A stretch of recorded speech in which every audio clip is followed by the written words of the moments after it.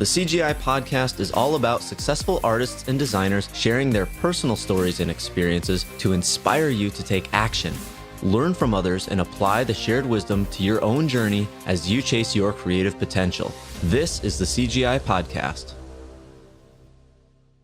This is episode 7 with Vaughn Ling, aka Heavy Poly. Before we start the interview, I want to remind you to take a moment to subscribe, rate, and review this podcast over in iTunes if you have not done so already. Let's dive into episode 7 of the CGI podcast.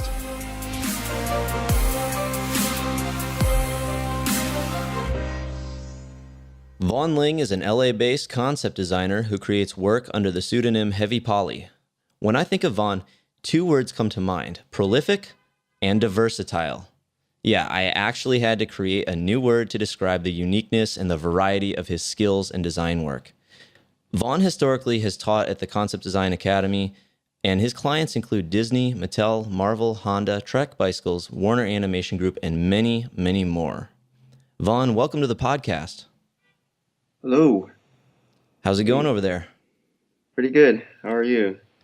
I'm doing excellent, man. As mentioned before, I just moved into a new apartment. This is the first podcast episode I have recorded in this new space. So I'm interested to find out A, how it sounds, and B, hopefully to avoid the insane amount of sirens that we seem to get here every single day. That sounds very nice. Yeah, man. It sounds like you got a good deal there. Yeah, exactly. Upgrade. Yeah. So for... I don't know why anyone would know this, but I'm going to go ahead and mention this. We go back a ways, and I remember, I think I met you sometime in 2011, or wait, 2007 maybe? Yeah, I think that's when it started. Yeah. Right. So CCS is a small art and design school in Detroit, Michigan, and either as a freshman or a sophomore, I remember meeting you briefly then. You want to kind of give us some background on your education and kind of how that came to be? Yeah. I think you were an RA at that point or something. But anyways, I think we were neighbors. But yeah, so I had gone to a high school that was in Miami called Design and Architecture Senior High.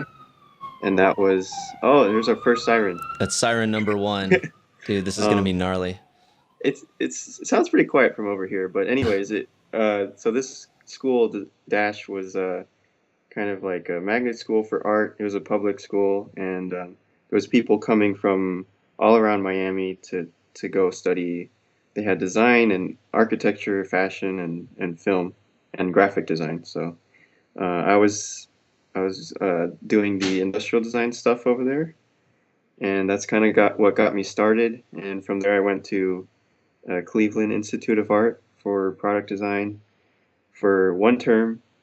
Then I came to visit some buddies at CCS, the Detroit school, during Thanksgiving and then that school kind of blew my mind, the CCS one. So I ended up transferring there the next term, and that's it. That's pretty much my education. I was studying car design there. You were doing automotive at CCS, so and you ended up at CCS just based on the impression that you got when visiting a friend who was already attending? Yeah. We came for Thanksgiving, and they kind of gave us a little tour of what was going on, and I don't know. It seemed like specifically for car design, it was set up more seriously there. In Cleveland, it was sort of a add-on class, and it wasn't really a full major like how it was at CCS in Detroit. So it was just a little more serious. They had more facilities and more resources there, and the level of work was a little bit higher, I thought. So. Well, yeah, and you also had the connection to the local automotive companies, the big 3 more or less, which probably was, they were heavily involved, it seemed like, in a lot of the studios and things like that. Yeah, like they would have actual working professionals from the car companies would come and teach the class at CCS, which was that's a big big, plus. While at the other school, it was tough because that's in Cleveland, so these same teachers would have to drive all the way from Detroit to Cleveland, and that's a long drive, and they wouldn't be able to come every class. It would be, once in a while they would come, so it's tougher out there. Got it. And then if my memory serves me right, you actually completed your formal education out in California. Is that the case, or? No, not really. I actually never finished my degree anywhere. Oh, I okay. See, I for some reason I thought that you ended up at Art Center for a while or something like that, but maybe I'm wrong. Yeah, no, I didn't. I ended up like connecting with a lot of art center people, and like through online blogs and stuff. I knew a lot of the art center students, so I would you know just kind of assimilate into their art center community. But yeah, I never went there. Um, I just kind of hung out around those areas, I guess. And I live next to art center now, so it Okay. will, yeah. So So I so so when you were at CCS up until what was it, around 2011-ish? Yeah, it was 2011, and I came out for an internship at Mattel, or it was kind of a job slash internship, and then I ended up I never went back after that. That was it. Okay, I that was stayed. the missing link. I was wondering how you ended up at in Southern California. So, got it. It was Mattel. Yep, yep, that was it. I got lucky, and I didn't want to be cold anymore, so I just stayed. Okay, cool. Yeah, yeah, yeah. And so when you ended up, also other question about your background is, um, Dash was down in Florida as you mentioned, right? Where did you grow up actually? So I grew up in Miami. Well, not Miami, but a suburb called Kendall, Okay, which is near Miami, and yeah, that's where it was. It's kind of like in the swamps, in the boonies. okay, Have the alligator airboat rides and the casino and nice. all that stuff.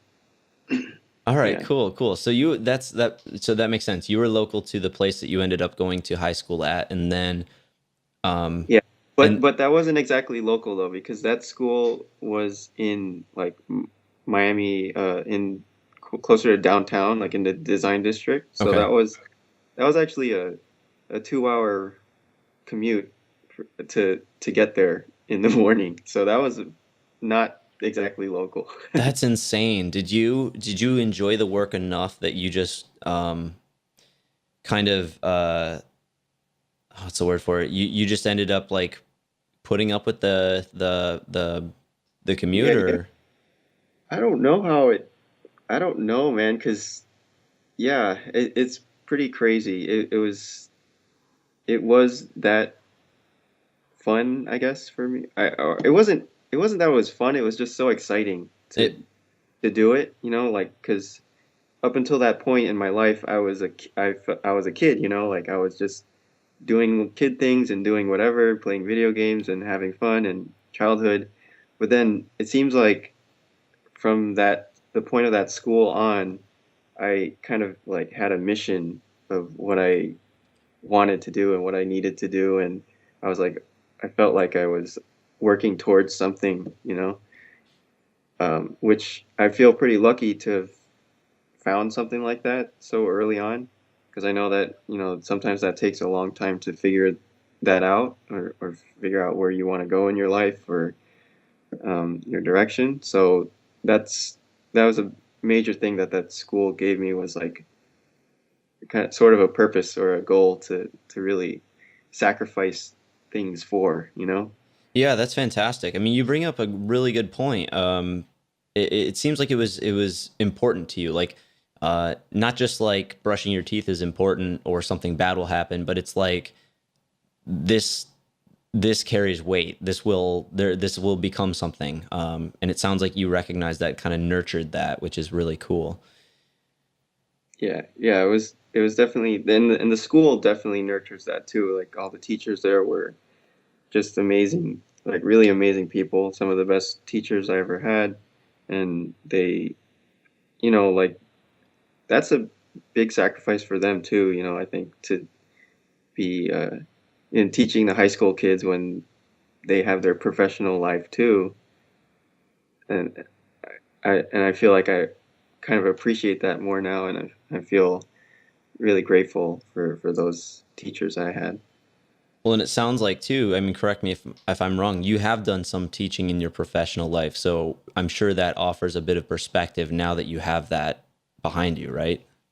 Yeah, and I know now that it's difficult, it's really hard, and I'm not teaching at the moment right now, but when I was, it's really tough. It takes like a special kind of person to like, you know, be that committed to your students, and it takes a ton of planning, and you know too, you know, like you do that's, you know, training stuff. It's hard work to to you know, it's a lot of dedication to teach. Yeah, yeah. I mean, but it becomes a lot easier when it's something you care about, I think. And that's the key, you know, if something's important to you, if you're passionate about it, you know, that word gets overused way too many times. But if there is something that's that important to you, it makes it definitely more exciting than it would be otherwise. Like, Hmm. so okay, you went to school in Miami. You started off quite young with a bit, you know, exposure to the arts. You took that seriously. You did a good job. You started at CIA, but then switched over to CCS, where you then got into automotive design. Dude, this is siren Hi. number two. Can't believe it. Um, I'm Damn, gonna have to. you're in a hot spot. I'm serious. I'm like, I was hoping this wouldn't happen, like, but this is gonna keep happening. I bet. Yeah. Couple seconds, it'll be by. All right. So you were at CCS. CCS offered a lot of education on design, product design, industrial design, kind of from a very traditional sense. Like a lot of the professors had old school techniques and stuff, and were connected in the automotive industry.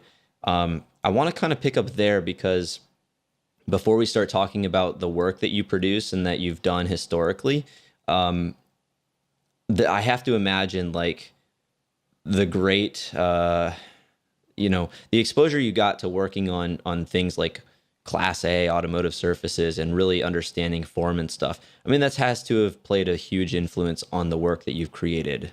Am I right? Yeah, yeah, definitely. I'm glad that well, one thing at CCS was that I remember a lot of the students, including me, were always trying to get our hands on Photoshop and like, oh, can we learn Photoshop? Can we do Photoshop rendering? Can we do some 3D? And at least in the first 2 years or so, they would tell us like, no, you're not allowed to touch any of those tools until you get your basics done, or you have to do things in order, right? And like do your marker renderings and your pastel, and we even did gouache in school, a little bit of gouache, and yeah, all those things, lots of pencil sketches on newsprint, and I'm really happy we got to do all those things first because that was um that was a good base to build on. And then when you finally got to use those more advanced tools, I guess it made it really sweet. You know, like we were so excited and ready to go, like for Photoshop and all these other things, that it was like a treat, like a candy that we wanted to use. You know. So, Absolutely. And on that note, you know, it sounds like, you know, you're the first thing it sounds, or the first knowledge bomb, it sounds like you're dropping for anyone who's listening and is perhaps earlier on in their career, or just thinking about pursuing something a little more creative. It sounds like you're saying that fundamentals are absolutely worth the amount of time and uh, sometimes frustration or boredom that you might experience. Is that right? yeah, for sure, definitely. Yeah, I'm it's a weird thing, like the fundament, or I guess tools is a big question that a lot of people have. Like everybody has, you know, reservations about tools, like which program should I use, what should I focus on, because you know you have to spend your time, you have to split your time on all these different tools nowadays. Like there's 3D and Photoshop and drawing and painting and blah blah blah, and that's a tough question to answer, I guess, you know. It But is. On that topic. It's so like you put it really plainly, but it can be a thing that gets a lot of people kind of hung up, and that's we only have 24 hours in the day, like all of us, and what we do with it, you start to feel the anxiety of like, is what I'm putting my time into getting me closer to what I want to? And it sounds like, correct me if I'm wrong, but like the way I've experienced it is if you have, um, if you spend too much, you don't want to spend too much time becoming a technician, that you're, mm, that's not what I want to say. Basically, I guess once you have tools that you're able to use really proficiently, they get out of the way and your ideas can come to life more quickly. yeah, yeah, But there's also this question of like, is the program or the tool I'm learning going to prove to be lackluster eventually? And then will I feel as though I've wasted a bunch of time on that tool? hmm. Yeah, that's scary, huh? Like spend hours or months, years even like learning something and then oh, is it just gonna dissolve away eventually? Like Autodesk will buy up companies and then just dissolve them like Yep. Image and whatever. They just delete them. Absolutely. And that's, yeah. And it's, so it's, I mean, not to paint a grim picture or anything, but I think you make a good point of like, you know, time, what do you focus on? How much do you work on tools? And we can get into that a little bit later because I know there were some questions from social media on that topic, of course. So Okay. I can get into that a little bit. But if we go back to your journey a little bit, you took us up to the point of which you got your first internship, which, correct me if I'm wrong, kind of turned into a job, and that was Mattel. Yeah, yeah. I guess yeah, from the outset it was like a I guess in between an internship and a job, it was more like just a very low paying job. But for a junior designer, which I was, so I got to that was a really fun time. It was uh my second time out to California, actually. Wait a minute. Was it? Holy crap. Yeah, it was my second time. I actually had an internship at Honda before that. But anyways, for Mattel, uh, we got to work on a whole lineup of die-cast cars, the 164s. We were working on a DC Universe character car line, which was basically taking Superman and Batman and all those characters and just fusing them into a vehicle and seeing what their personality or their character would be as a car. And that was really fun and like I learned a lot on that project and got to work with engineers and the factory in overseas in I think Thailand and Malaysia and yeah that was a great project. And were you owning the design of that, or were you involved in kind of each step of the process? How was the division of labor on that?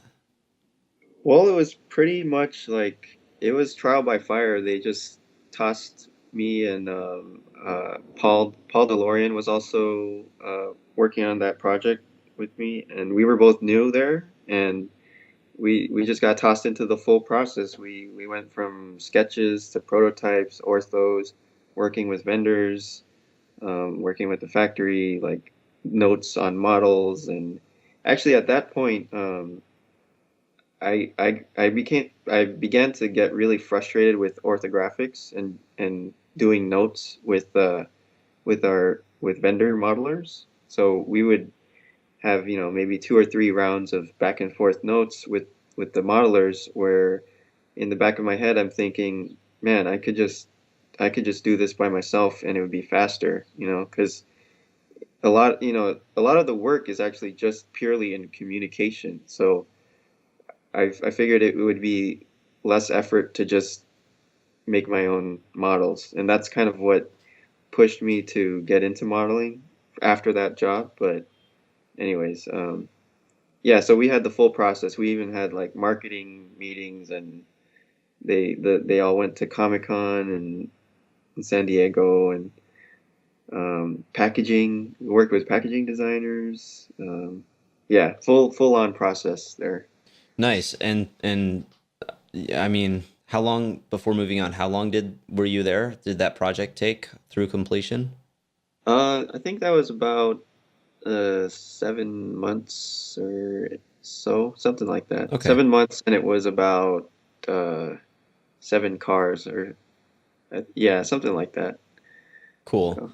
So, So and then you set this up really quite perfectly, which which I appreciate. But you mentioned that essentially going back and forth, you're like, okay, if I were just doing the 3D modeling aspect of this, you wouldn't need to worry about things like exchanging a bunch of emails or miscommunication or time change, different time zones, things like that.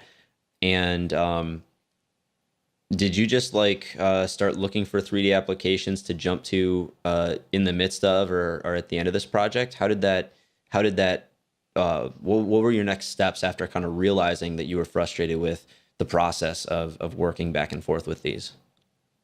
well, I think, well, basically, I had already started using Moto at that point. Like, I was using it in school, and we had learned Alias and other stuff. But I think from that point on, I kind of said to myself that for the next job that I'm doing, I have to be able to do 3D. Like, that's a requirement for me. So I just made sure that for the next job, like that would be taken care of before I went there. That's cool. So back to when you were at school and you were doing modeling. So I understand what you're talking about, Alias. Believe it or not, I sat in on that class for a week and just was like, I can't take this. I went right to the counselor and I was like, get me out of this class. Like, what can I do? And I just got Yeah, lucky because product was starting to switch to SolidWorks. SolidWorks, right? Because I had, it was like Rhino and Alias, but then it became Rhino and SolidWorks, and I was thankful to get out because that was really frustrating. So, Yeah. and I know all the automotive guys got into it, and it's an awesome program for surfacing and everything.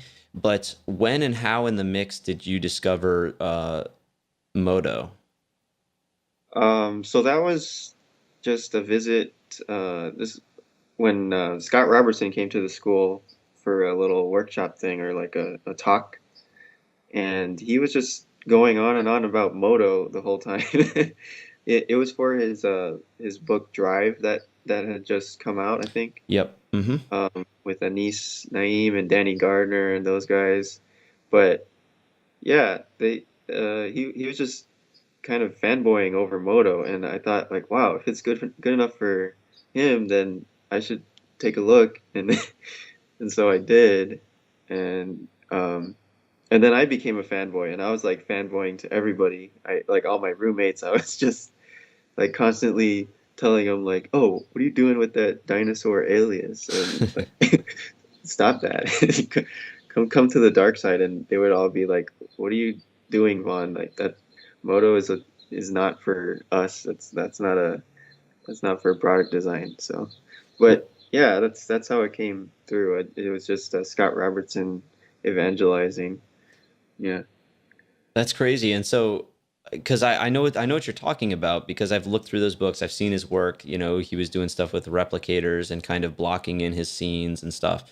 Um, did did you find that you were because I mean, one thing I've learned in the limited work I've done in Moto is that to me it seems pretty fast and like there's not a lot of things that are either off limits or that you can't do due to limitations of how the program's written. Is that something that is that unique to me, or is that something that you found attractive in it as well, or?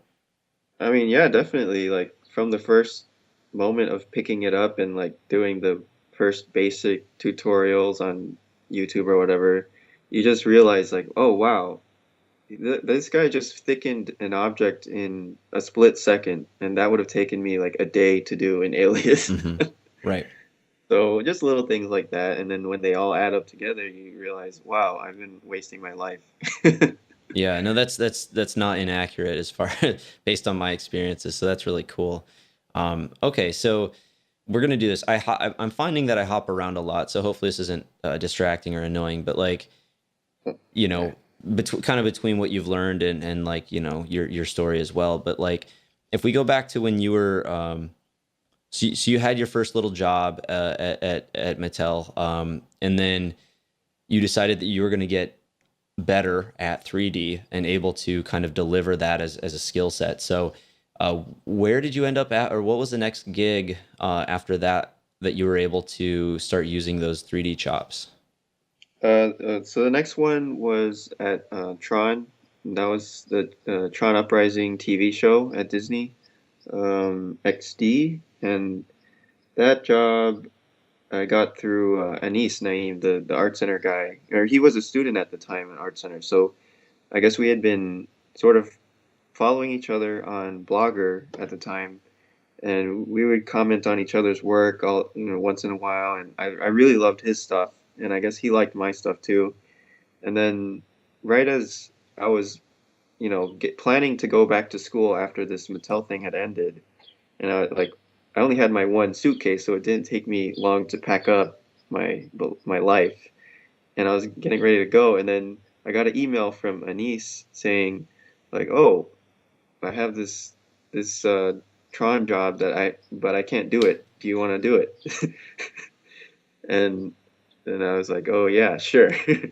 So I ended up like renting a car and getting like a tie or something and driving over to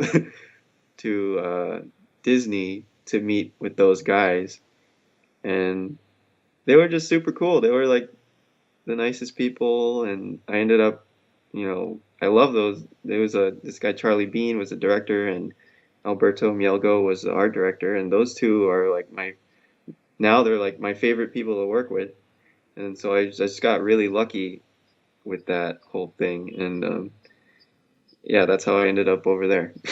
That's an insane story. Like, I know I didn't interrupt, which is something I'm trying to do better at. But like, I wanted to, it's just like, oh my gosh, man, that is a really cool story. And I mean, I guess it just goes to show, like, I mean, when you talk to anyone about social media now, Blogger is seldom the first thing mentioned. But I guess I remember that you were keeping track of, sketches and like matte paintings and stuff that you were doing at the time, or any of your work really.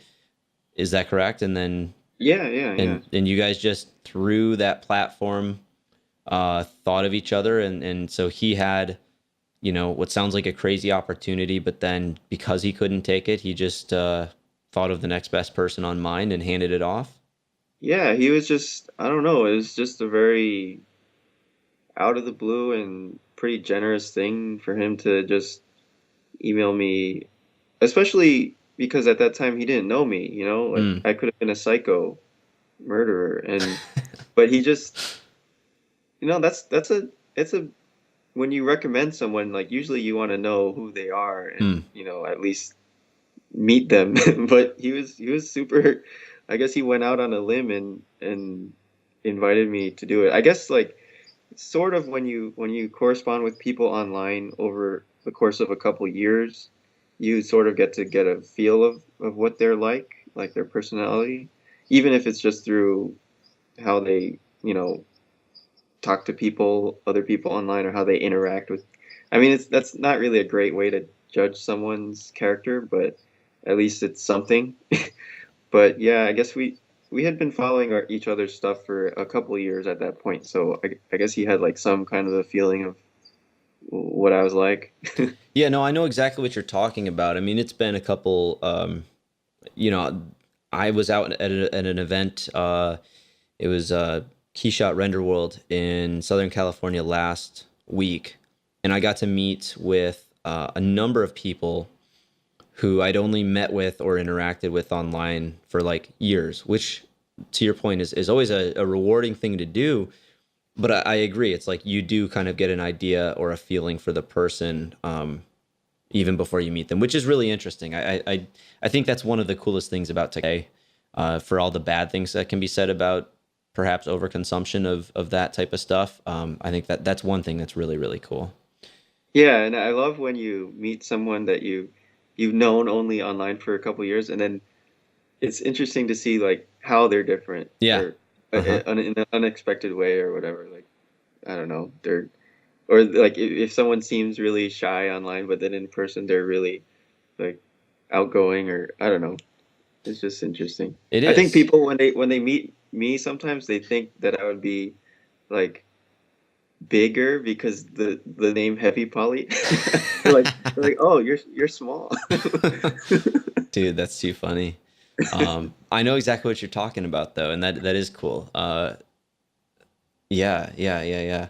Um, so you did Tron, and this was, I assume, a fairly big project. I mean, it looks like you did a lot of work for that show.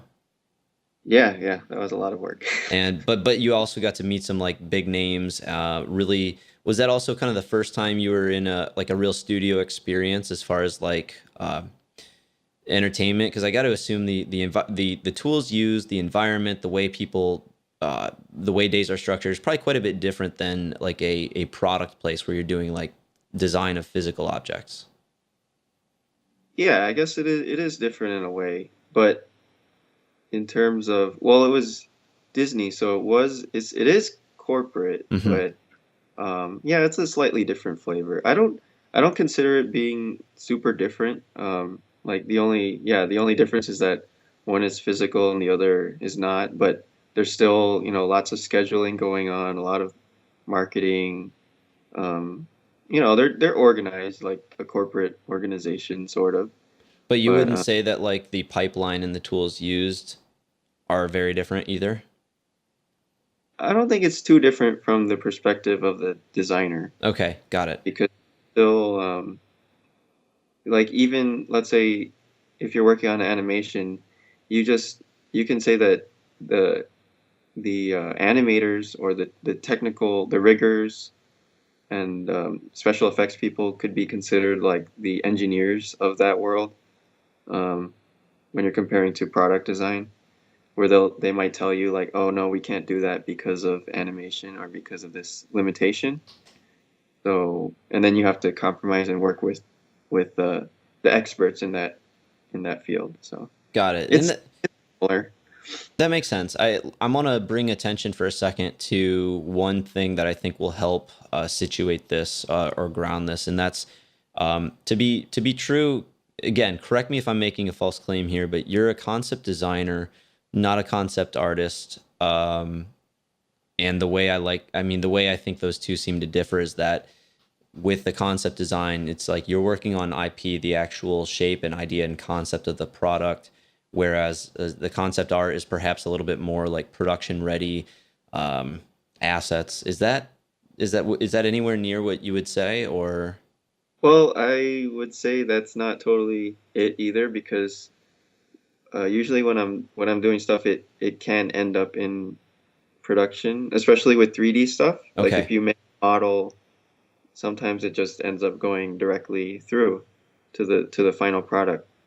And sometimes it goes through like a more technical artist that can optimize it and make it better for the production, but it's kind of like a gray area between it all. And I feel like lately I'm moving more and more towards a production-y side. And I know that at least in video games, a lot of the artists are kind of a hybrid of both. Like they have the skills to take it all the way to a final product, like a production asset from the original idea and the sketch and everything. So I think that that distinction is getting blurred for something. Yeah, that's interesting that you bring that up because I'm finishing reading a book that's really it's pretty much a textbook on lighting and rendering, like computer based lighting and rendering, digital stuff, and they really do kind of compartmentalize and break those things down. Same thing with modeling and stuff. And these are not brand new books, but I think you're right. It seems like more and more is being expected of each individual. And you are starting to see there are some, the big names within the industry that everyone seems to recognize that are becoming more household names. They do seem to be so versatile that they're able to do more than just concept, but go through building everything out. Yeah, I think you can end up with a more, I guess, a more cohesive end product if it's coming from the mind of one person, you know? Or even if, like, we just went and saw the new Alien movie last night, and if you think about like Geiger and Geiger being in charge of all the alien designs and all of that whole entire world, even. So that's like, that becomes super cohesive because it's all coming from that one brain. Yep. You know? Because usually nowadays we have like tons of artists will be, even mix and matching. Like I'm gonna be doing some alien stuff and then also some human stuff and like everything in between, and it all might tend to blend together at that point. Even if you're really trying to differentiate, you're still kind of pretending in that way, or you're taking on all these different hats. But when you have those guys that are, or when you limit it like that and keep the aliens to one guy, and then you can have the human side is all for Ron Cobb, the other designer, and then it's like it really actually is two different worlds from two different minds. It's pretty. I think that's a cool way to do it too, but I know that's like probably not possible nowadays, but because the projects are so huge. Yeah, But but I do understand what you're talking about. Side note, I almost went and saw it last night. Is it worth going and seeing? I think so. I liked it. Cool. Some of my friends hate it, or they don't hate it, but whatever. I liked it a lot more than Prometheus. Okay, cool. Yeah, I got a lot of mixed reviews, so I was like, let's see. But okay, It, cool. it, it was fun. I feel like it's a movie that I can watch again later, and just like because it had some cult-ish moments where you're like, Mm-hmm. oh, geez, that's funny, or oh, that's so intense, and yeah, I Okay, liked it. cool. Very good, very good. Well, okay, so after Tron, you had now the experience of working perhaps more in a production setting with, uh, this was the first, Yeah, that like was the this first was, animation thing. and right, whether it was like a film or a TV series, that was the first time you had done that, right? Yeah, yeah. Okay, and then like, how did it feel after that project? Like, what was your reaction, and how did that then steer or determine your career after that? Well, I loved it. It was a lot of fun, and I had the idea that if I could keep doing this stuff, I probably would. So yeah, I liked it. It was a. I'm glad I got to like taste that side of the industry. And the other thing I'll say is like I guess I'm glad that I got a chance to try out a couple different things early on like that. Like I got to try the toy stuff, and I got to do a little bit of car stuff, and then this stuff, and it was just it. One thing it did is it made me believe that it doesn't really matter what I'm doing. Like you know what I mean. Like I don't have to put myself into a box to survive. I can I can kind of just be this chameleon, and it's okay. Like nobody will notice that you're a chameleon if you're if you pretend good enough. That's I don't know. funny. That's no, I get what you're getting at, and I think that's kind of going to come up again in this talk, because you're already starting to kind of show and explain what I was hinting at when I said diversitile, which, again, is like many different types of work, and versatile meaning that you're competent in a lot of different tools or mediums. And as you just mentioned, whether you're in an automotive industry working on actual cars, or if you're in a product category working on toy cars, or if you're in an animation studio working on a film, but you're designing objects that may not be physically made, that right there is getting kind of a little bit at the core of what you just mentioned, I think. So so with that mentality then, so you got done with that film and you enjoyed it. And correct me if I'm wrong, but you did get into doing a fair amount of 3D for that. Is that correct? Yeah, yeah, that was pretty much like 90% 3D. I got to, yeah, that was my first job where I was 90% doing it, and that was great because I didn't have to work with any other modelers, which I'm kind of like a sort of a selfish artist type, you know. I'll admit that I'm not like the greatest team player person, you know. I just like to do things on my own and be left alone, and then I'll put out my thing, whatever it is. And that's like the best way I work, and the best people I've worked for, uh, I guess they understand that, and they're fine with that, and then everything is great when that happens. Right. That's really cool. And so when you mentioned doing 90% 3D, does that mean that you were basically modeling things out and then just doing some like painting touch up, like throw them Yeah, in Photoshop yeah, type pretty. thing? Exactly. Like maybe a really rough sketch in the beginning to kick it off, and then yeah, 80% of the model, and then a little bit of Photoshop at the end. Sure. Okay. That's really cool. And that's awesome that you got that. You were kind of afforded the trust of the people who are working on it to let you do things your own way. Um, Yeah, was that yeah, it ever was was the tools that you were using ever a discussion prior to starting the project? Like actually working in Moto or for that one, not really, because Anis, the guy who was there before me and got me the job, he was also using Moto, so it was kind of an easy um, thing. I mean, it was already there, so I didn't really have to do anything. I just picked up where he left off, so that was very convenient in very that cool. case.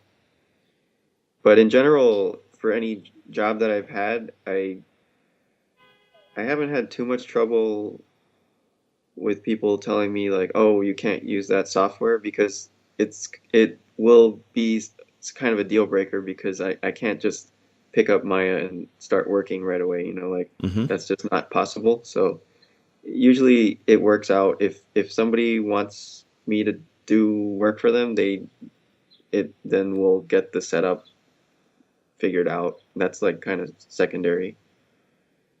Got it. Okay. So after Tron, you know, did because that's a pretty big piece. I mean, it may not have been the motion picture film, but even the animated series being attached to the IP and Disney as well. Um, I'm sure that looks good on your resume, and that probably got you pretty well connected. Did have you been busy basically ever since then, or have a few big projects come along, and everything else is just kind of filling in the gaps? I mean, how have you managed? Because I've looked at your resume, I've looked at your website. You've got a ton more work, of course, that's more recent than that. But like, how has the overall kind of flow of one job to the next? How has that been so far for you?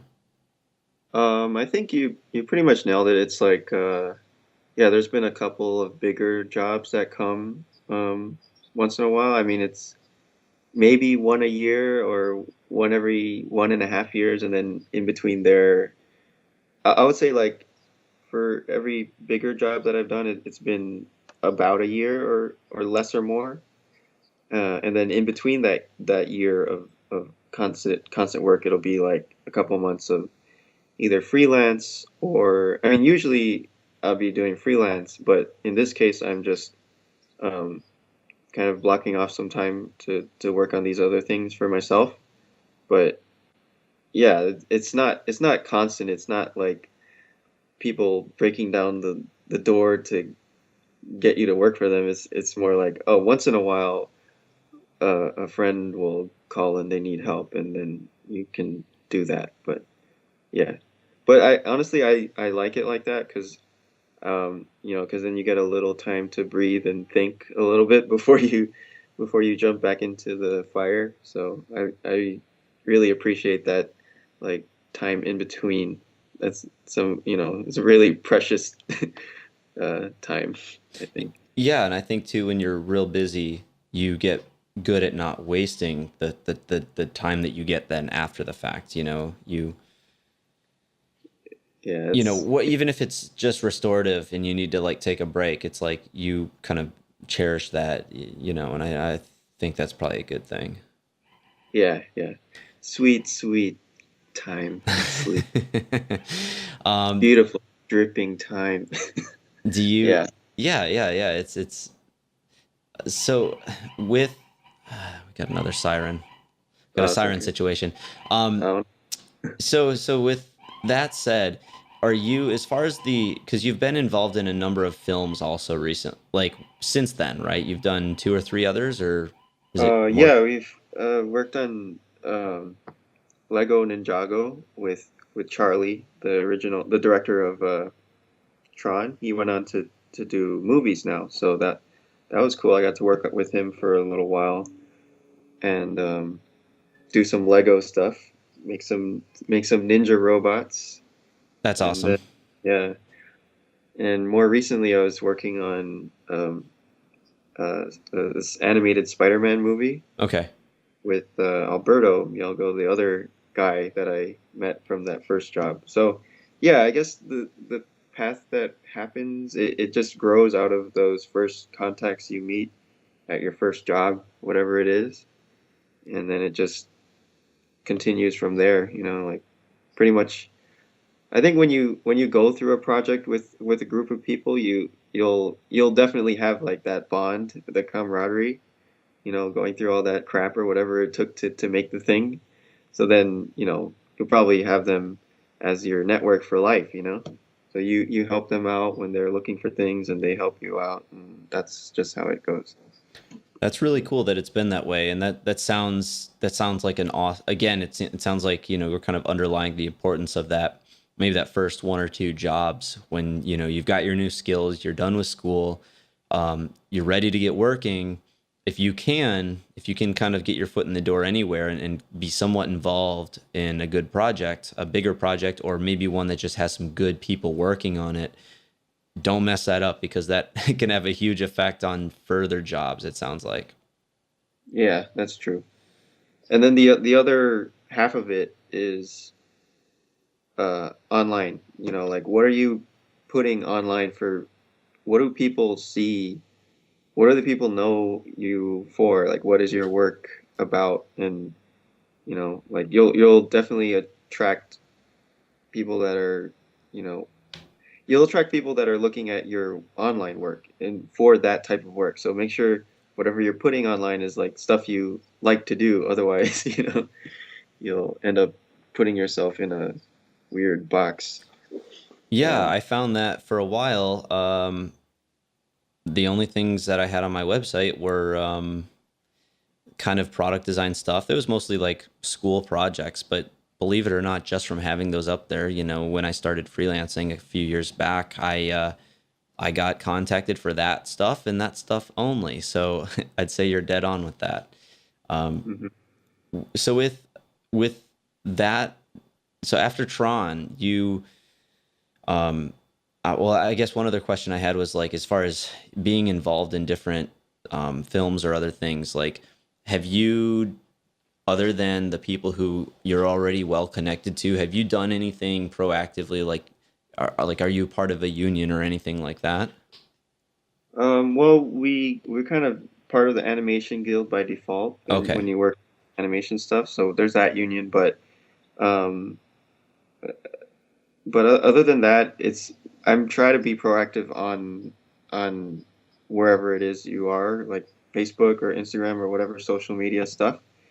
I I'm trying to be like, on it because that's also where a lot of work can come from, definitely. And like when you least expect it, when from some random person you never met, like, but that's definitely a viable way to find work if you're consistent about it, I guess. Yeah, you have a And that yeah. ton. Oh, sorry to jump in. Did you say? Oh no, I was just saying like that's basically how I got that first Tron thing is just by online, posting work online. So I would say that's a pretty big part of it too, aside from, the people you already know. Right. So somebody who would be like, oh, well, it's easy for you to say, Vaughn got lucky and he got his first gig and then he's been set ever since. But you're taking it a step back further and you're saying that wouldn't have happened if you weren't online. Yeah, definitely not. Like he wouldn't have known I existed. So that, yeah.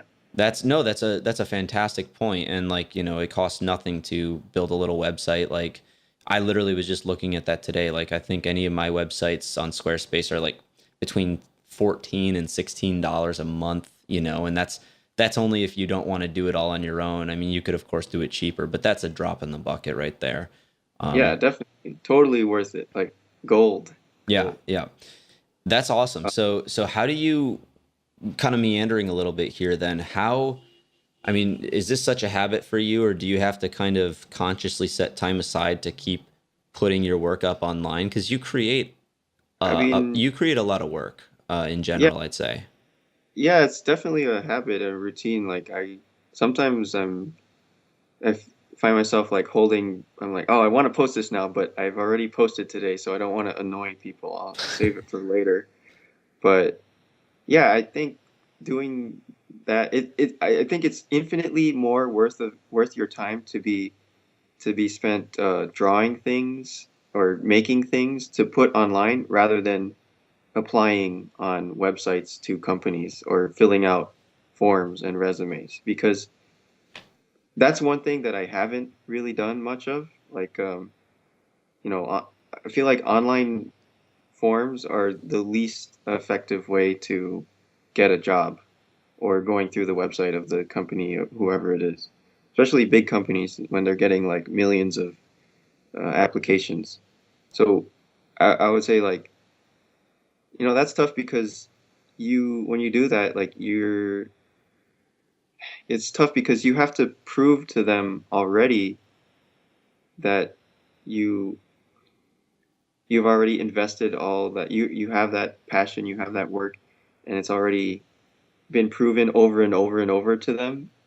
And by that I mean like through online social media. So let's say, for example, that there's some employee of Riot Games or Blizzard or whoever it is, that's also on Facebook or whoever, and they see you posting every day, for a year or so or more, and they see that dedication, they see like your improvement over time.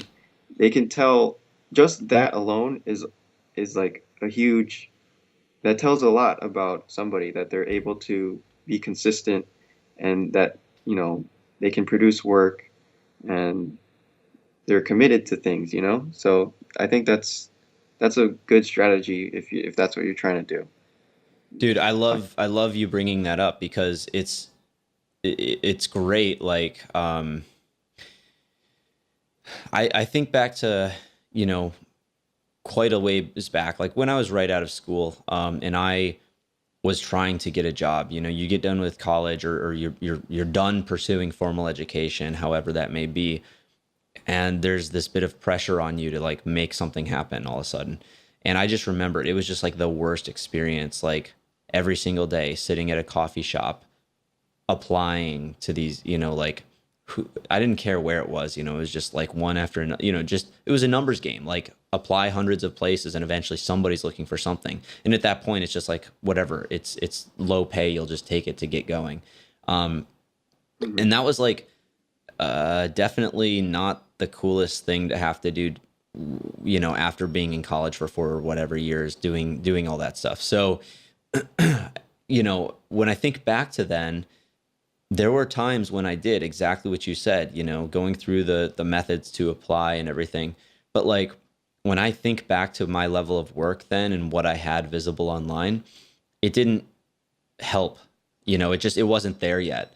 And it sounds like, the exact opposite of that being true. It's like you said, if you show that you just deliver on a regular basis, I mean, that's it. Like, you don't need to go through the whole application process. Somebody can let you know. And like almost every other guest I've had on this podcast so far has said the same thing. They don't go looking for work. Work finds them. When their work is good enough, work finds you. Hmm. And I think that's awesome. Again, it's free. Post it on your phone, post it on your blog, post it on your social media, whatever. Um, that's really Yeah, cool. yeah. I mean, and I'll add in that I also applied to, internships and jobs and things, and I never once got accepted from an application. Yeah. Just to put it out there, like I never. Yeah, no, no, and I don't. Gosh, that's as frustrating as it is to hear that. Like, I think that that's the norm. But what's awesome is like some people, or I guess what's awesome about you is you didn't let that keep you down. You know, some people after 6 months or a year, depending on how long they can persist, they get too discouraged and then they take whatever's, the easiest service job to pay the bills, which there's absolutely nothing wrong with. But if you have a dream to go do something, you should understand that, like, you know, just because you're not having success right away doesn't mean that you should stop pursuing it. I mean, I think like if you have your job and you have your service job or whichever job you're currently at, that's good too. You need to be able to survive and pay the bills.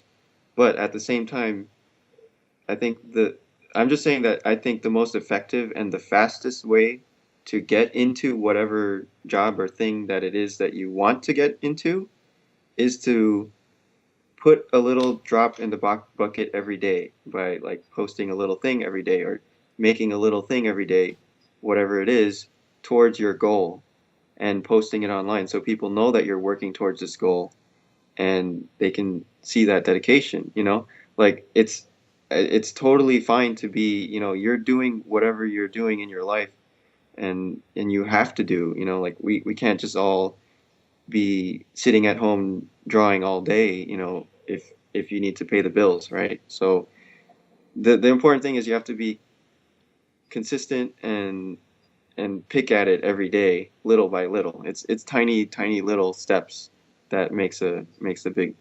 thing in the end. That's awesome. I think you're dead on with that.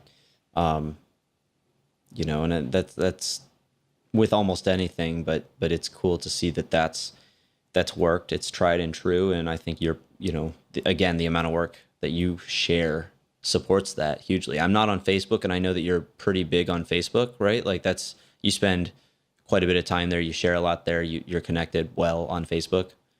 Yeah, I spend too much time on Facebook. Yeah, I mean that's the only reason I don't have one anymore. Um, Yeah, but that's for probably smart. oh, man, but like then I find myself doing that on Instagram. So it's like it's one, you swap one for the other. But Yeah.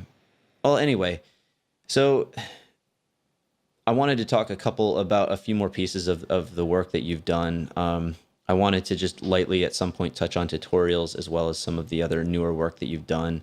But one thing I have to ask just out of personal interest is Sunset Overdrive. So I never played the game. I just don't do video games. It's another time thing. Like I don't have Yeah, yeah. any gaming consoles, but I love the But work and the design and I love what people put into them. And I'm well aware of a lot of the AAA titles just because I watch the trailers and the making of and all that stuff.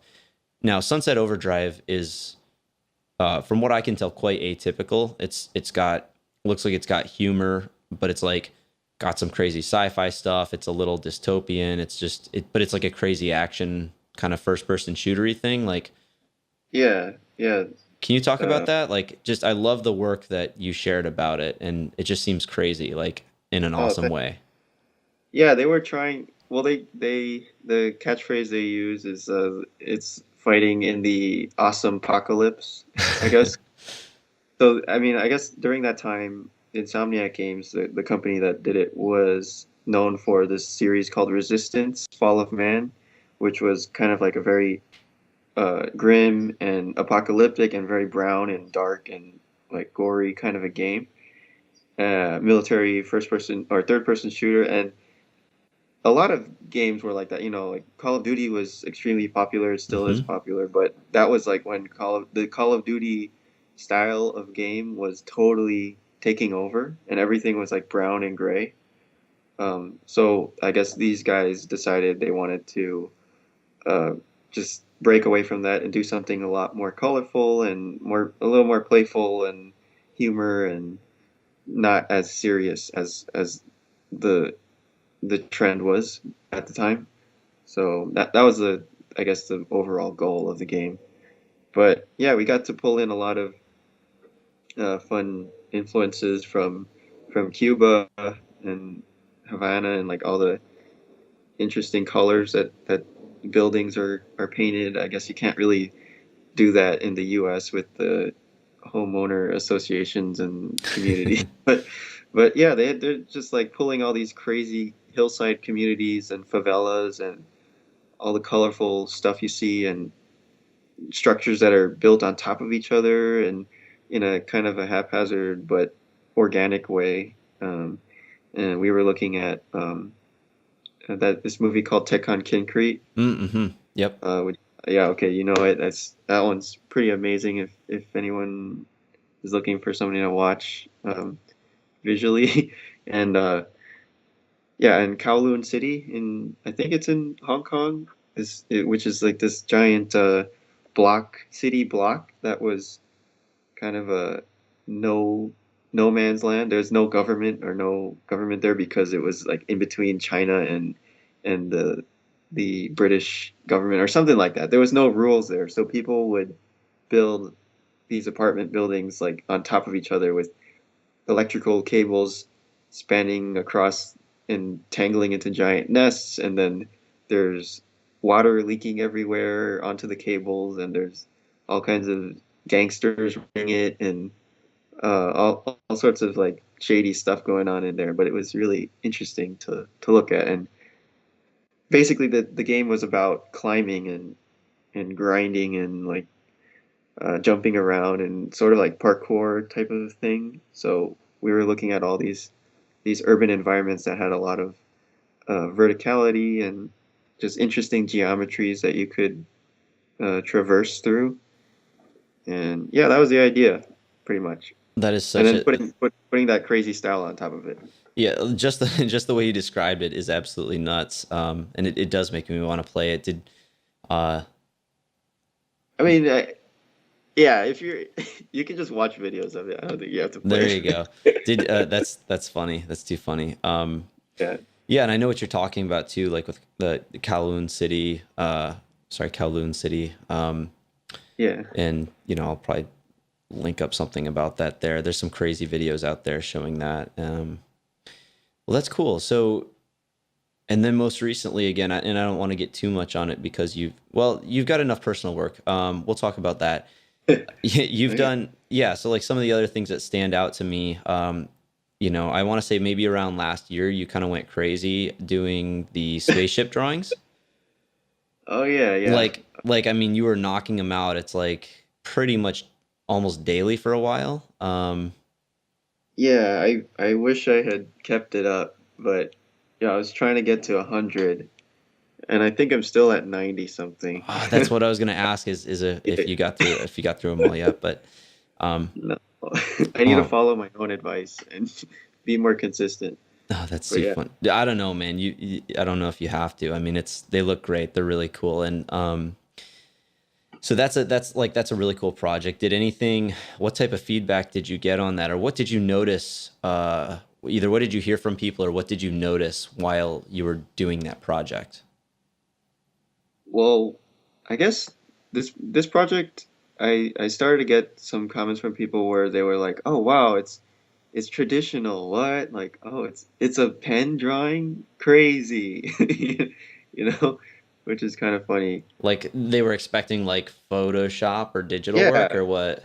yeah, pretty much. And so I saw that people were kind of appreciating that it was traditional, and and I was appreciating it too. Like I was loving it because I always feel more comfortable drawing, regular, and yeah, it was a lot of fun, and I would start to get some comments from I I got some really encouraging comments from Ben Proctor, the, he's a art director or production designer at for Avatar and all these cool projects. So I was like, oh wow, this is so cool. I need to keep doing this stuff.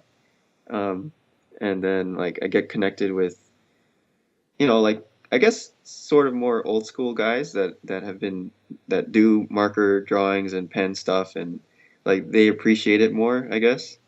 the traditional stuff, and so that was cool to see. It was kind of like a gateway into another world, sort of. Um, That's wild. That's really but that cool. was totally unexpected, like yeah. Did you, when you were in the beginning, did you start out with the idea or the hope of hitting, doing 100 of them? Yeah, I think I did. Or I mean, maybe not on the very first sketch, but after doing a couple, I was like, oh wow, this is fun. I want to do a lot of them, and because they were so tiny, they were kind of manageable for a day, I guess. And that's kind of like when I guess when I tried to be a little bit more serious about posting more often because I had these little tiny index cards, so it was more manageable. And I felt like I could do it every day if I really tried, but I ended up failing. But yeah. No, I wouldn't say failing. I mean, it seems like it, it served its purpose, I mean, failing is all relative, but I think, and that's, you did a good job describing it, but yeah, for anyone who hadn't seen them yet, they were just these simple black and white pen or pencil drawings on little index cards. And yeah, I love seeing those. They're really cool. And what something else that stood out about them is like obviously some are cleaner than others, depending on probably A, the time you had, B, where you were, sitting when you drew them. Yeah. Pardon me. But one thing I really enjoyed seeing about them is that in some of them, because I'm looking at them right now, I noticed that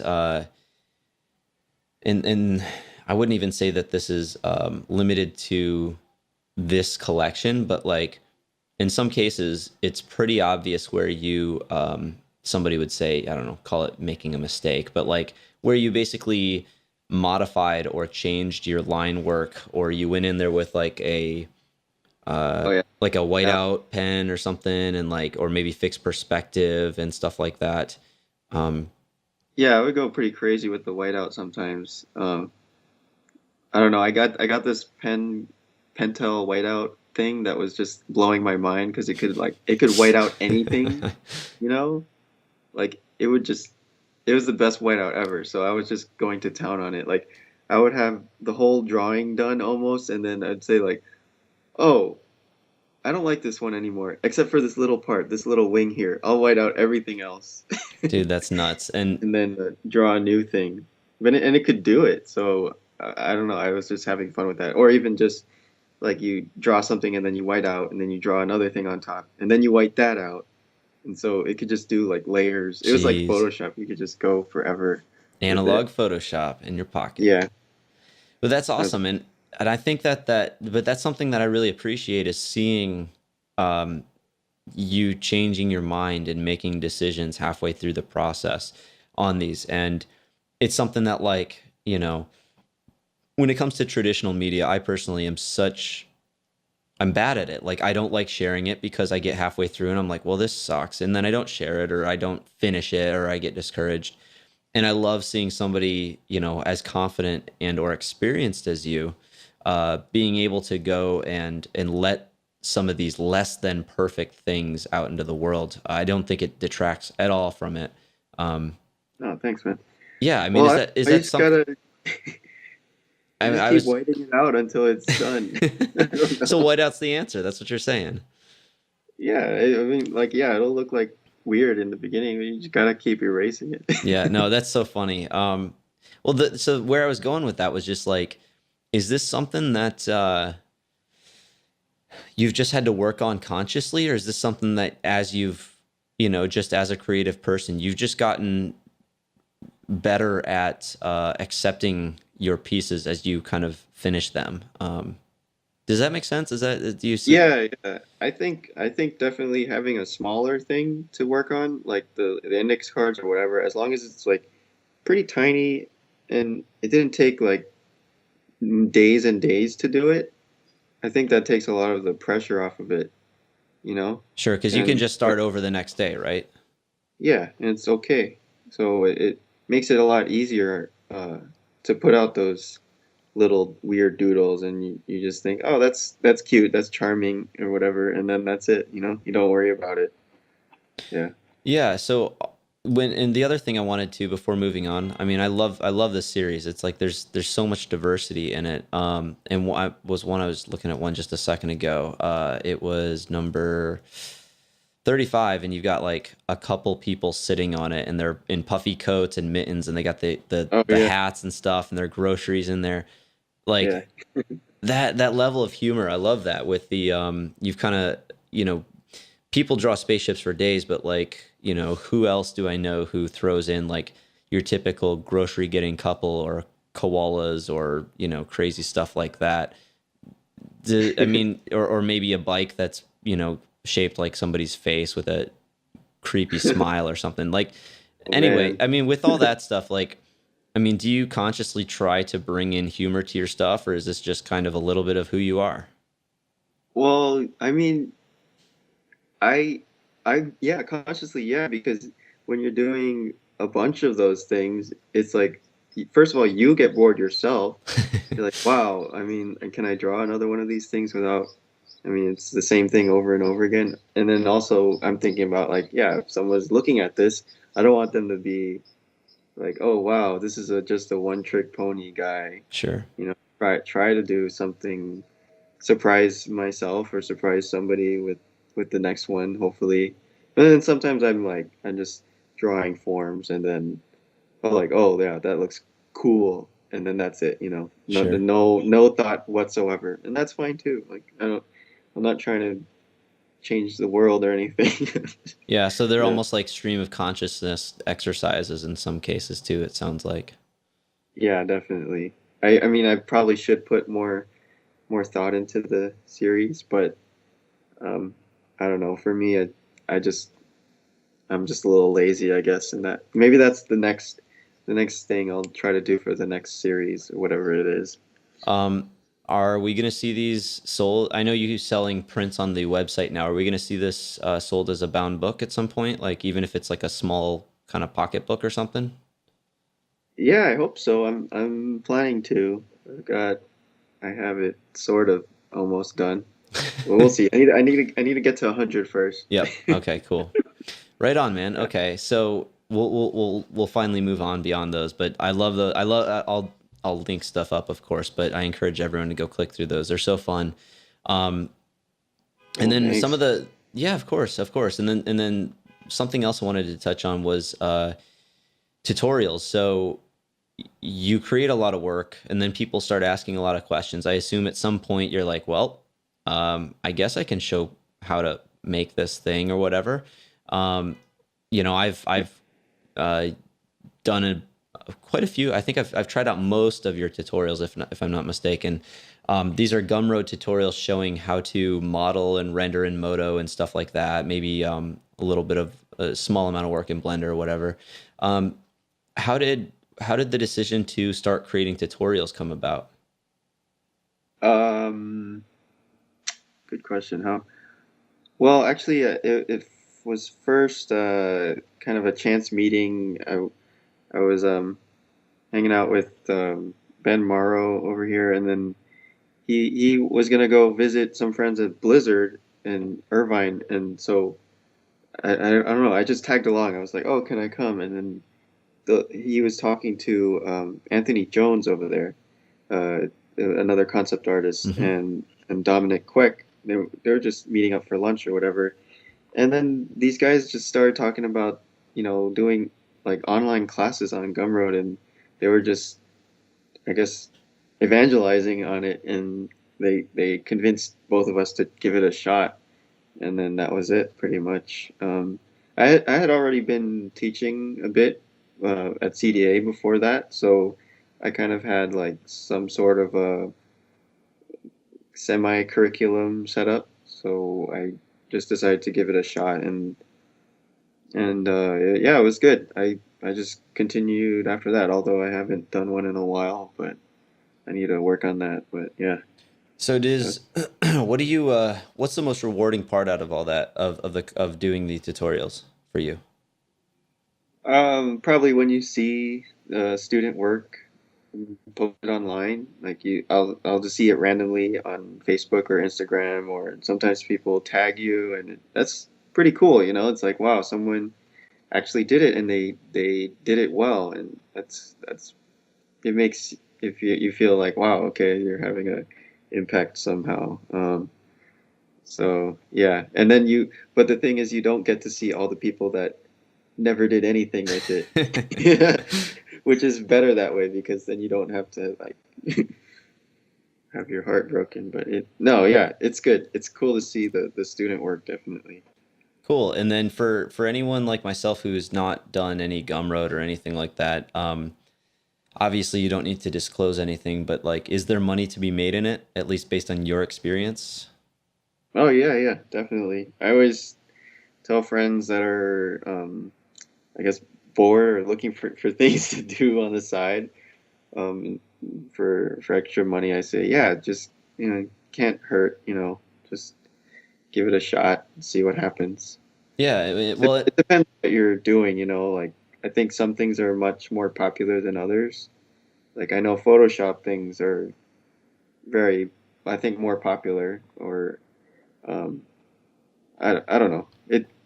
You got to research your market a little bit. It's kind of like a little game of sort of semi-business, semi-marketing, and you know, so it's fun that way if you're into that stuff. that's cool. I'm curious, which out of yours, which ones have been the most successful or the most popular, I should say? Well, I put all of my Moto stuff into one bundle, um, and that one has definitely been the most popular, I guess, because I guess you save money by getting a bundle. Because it's a Um, super deal. yeah, it's a super deal. Just make some deals for people, and they'll be happy.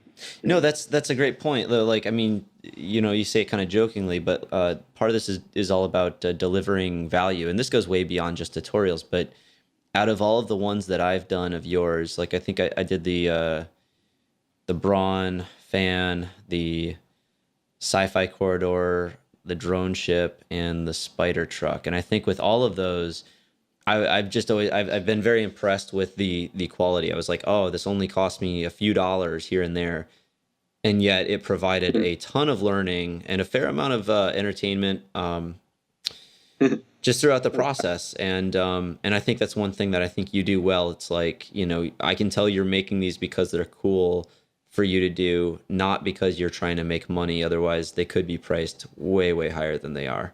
But Hmm. obviously, yeah, I mean, I'm just, this is my opinion here, um, but I think that's awesome because I think, as soon as somebody sees that, like you've got their support for this future stuff too. Um, I have, Yeah. and then one other weird kind of question there is like, or not weird, I guess, but because I did do the drone ship one, I can't remember. It was obscenely long. It was. I'm sorry about that. No, no, no. That's not. I'm not looking for an apology. What I wanted to ask was, how long did it take you to produce it? Because just for me to get through it, I mean, there's probably what 20 hours of content, maybe. Yeah, something crazy. Yeah, it was. But No, like, looking back on that, that's insane. I shouldn't have done that one. well, but here's the thing, like, um, a few things about it. Like, first off, I mean, you're working faster than I could follow along. So obviously, it's not 20 hours. It's however long it takes you to watch a chunk of it and then knock it out on your own and then go back to it. So probably took at least double that time wise. But then what I thought was really cool was seeing you design and make changes in real time. Like, this just doesn't look as good as I thought because I'm seeing it in 3D now, proportionally or whatever it is. Um, and I think that's Hmm. really revealing and telling as to kind of the process. It's very cool seeing that much into your design process. Like, I think I speak for everyone when I say like I'd rather see that than this polished, scripted, like we know where we're gonna get in the end. Like, um, Yeah, it's definitely harder to make something from a three-quarters rough sketch versus like finished out blueprints where everything is like done for you. mhm. Um, but that's good to hear, though. Thanks for letting me know that, because I mean, it's more enjoyable for me to make stuff like that way, where it's more free form and kind of more real time, I guess. Mm-hmm. than scripting out everything. And also, I'm horrible at writing, so usually my scripted parts sound really dumb. And but yeah, what you're saying about, like when you take your sketch or whatever it is and you try to make it in 3D, at least for me, and this could be a fault of my designs, not being ready for 3D, but most of the time when I try to make something in 3D from a sketch, it doesn't. I need to change it at some point in some way to make it work in 3D. Like my 2D idea of what it should be is not always accurate. You know what I mean? Mm-hmm. Yep. And that's the thing that would drive modelers crazy when they're working with me. Oh, I see what you're Well, saying. Sure. where it's like, oh, you don't even know what the hell you're doing. So in the end, it's much easier for me to be the one responsible for the 2D and the 3D, because then it's like me dealing with my own craziness, not someone else, some other poor person trying to figure out what's going on in my head. Yeah, yeah. So That makes yeah, sense. Well, that's and that's awesome. probably how you should be drawing ideally, but that's how I draw.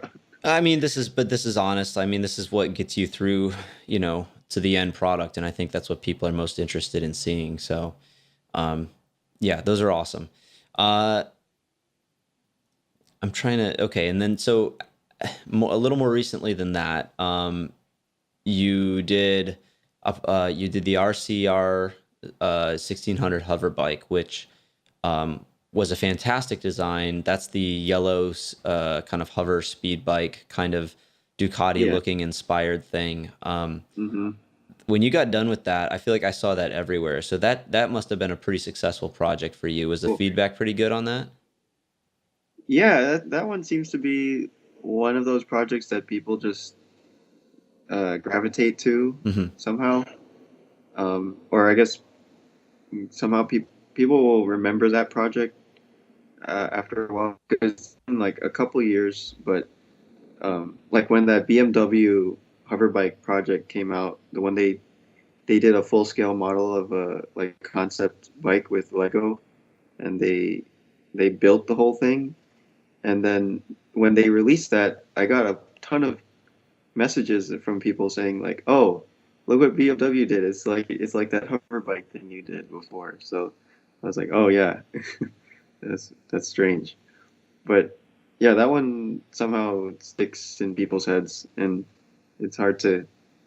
That only happens like once in a while for me. I need to, yeah, Well, I think, if you produce a lot of work, eventually, like again, a numbers game, there will be home runs every once in a while, and you can't hit those home runs if you're not swinging, right? hmm So I think that does speak a little bit to your point earlier about being as regular and consistent as you can with what you're producing.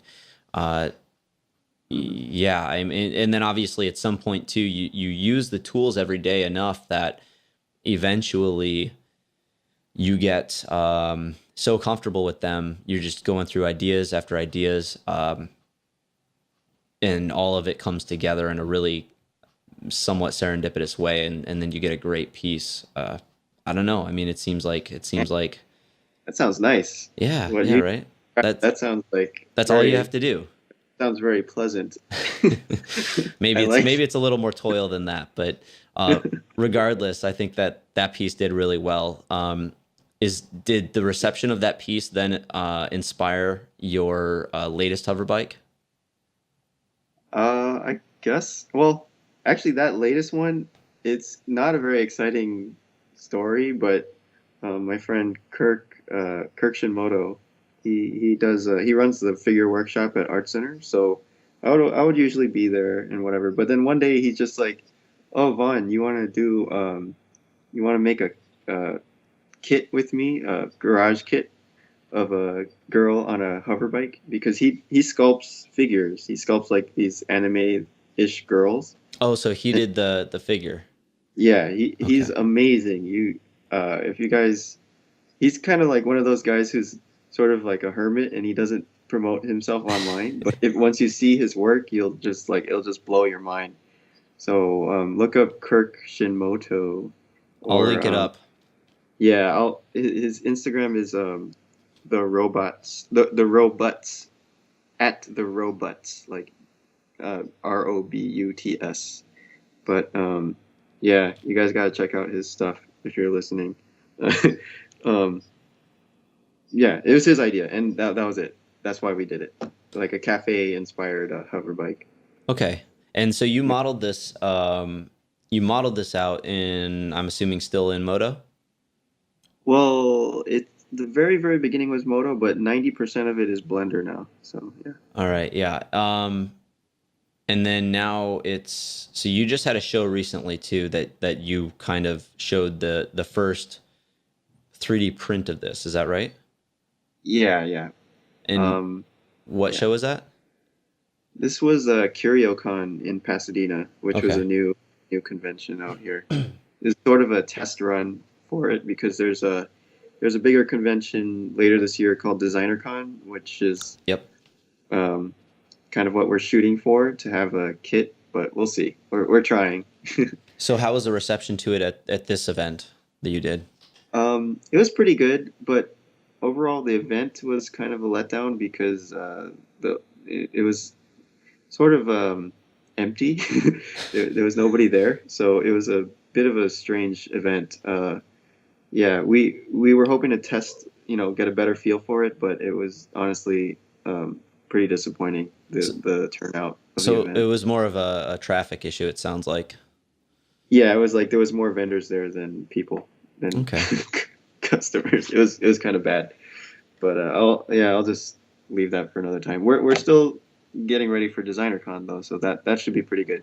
Cool. And We did where's it that gonna last year, and last year it was pretty awesome. We had a very early version of the bike there and the figure, and people were already like getting into it and talking about it a lot. And then we brought our homemade 3D printer there too, so we had the 3D printer going while people were there, and they were like, "Oh, what's this? How does this work?" And oh my god, that shitty thing is making these prints! Wow, and it was a lot of fun last year. So Okay, so this project actually started over a year ago. it's been about a year, yeah.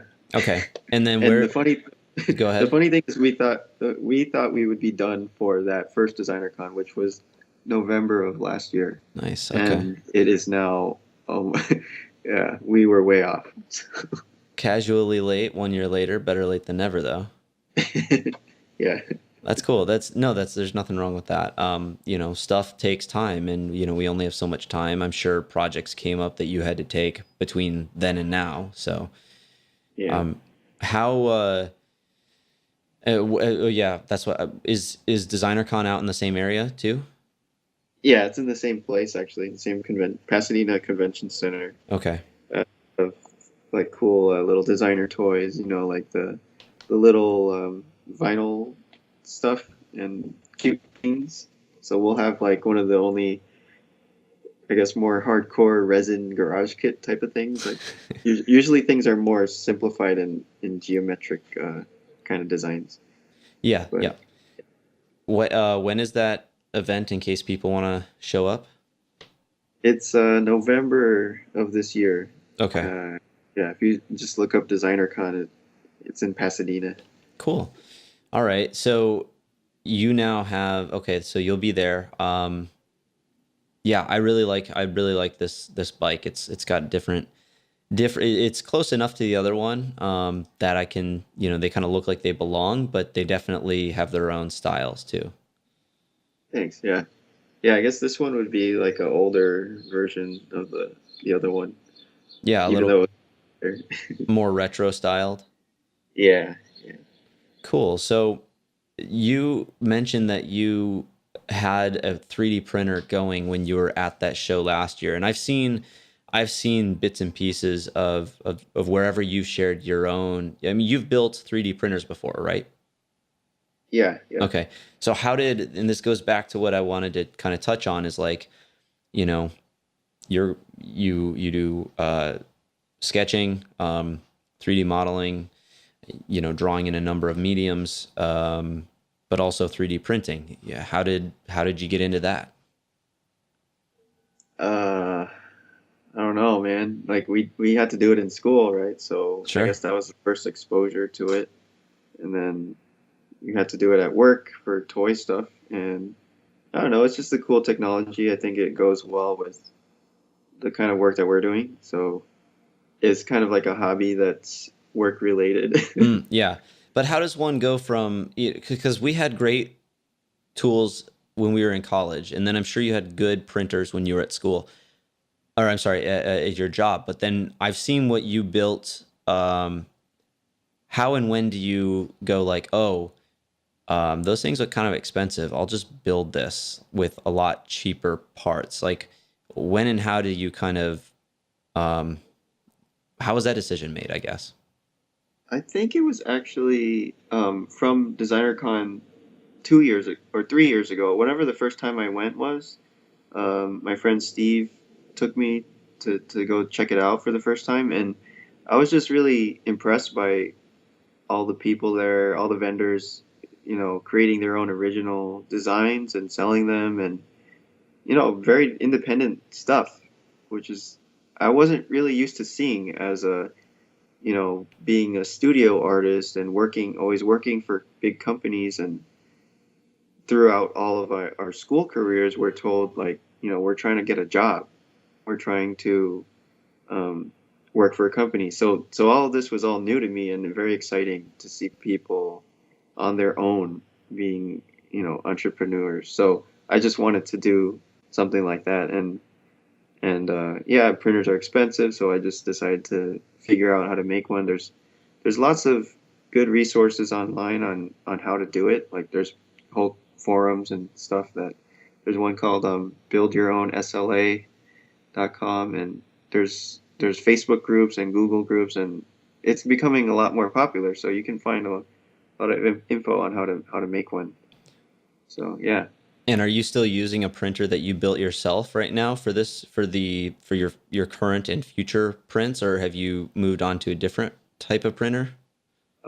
Yeah, I'm still using the homemade one, although it's gone through a couple different versions, and it's improved like slowly, little by little, like adding a shutter, adding a bigger um, Z axis, and getting a better resin, and just learning all these little tricks. But the thing I realize is, like, all these printers are pretty much mechanically they're all the same. Hmm.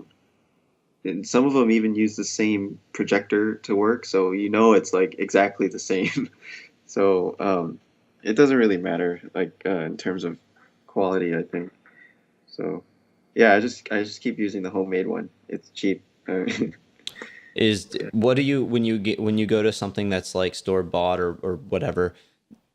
Is it any faster, or are they pretty much the same? They're the same. It's I guess you save time when you do it that way. Sure. It's a lot. It costs a lot of time to do the homemade one. So I Okay. would say if you want to get into it and like hit the ground running, you definitely should get a real one.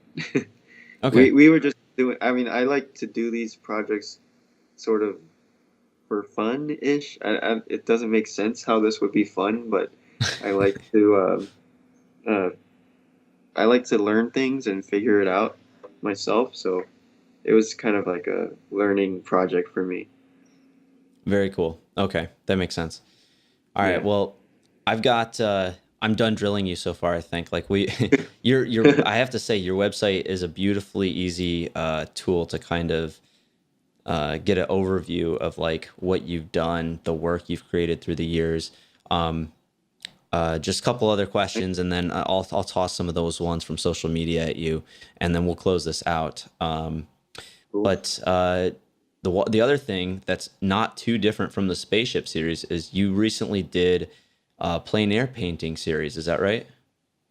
Yeah, yeah, that was with a group of fellow animators out here in like Pasadena and Burbank area, and we just go around every weekend and paint a random location, some scenic spot, and just sit outside and paint. So, I mean, honestly, my girlfriend Michelle kind of forced me to do it in the beginning, and I hated it because I didn't. I was still on my like nocturnal schedule, and I couldn't wake up on time, and I was just like full on, you know, bum, but uh, now I like it. I really enjoy it, and I look forward to it. So, and it's like a routine thing also, you know. And then for April, they decided to do plain air pro, which Uh, is doing it every day, and you next really got level. sucked in.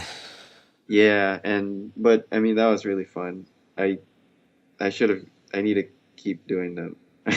I'm trying to get back to it, but yeah, Okay. yeah, yeah. It was just like a group of animators or animation people that are a little bit frustrated with their work and they just want to go outside and paint.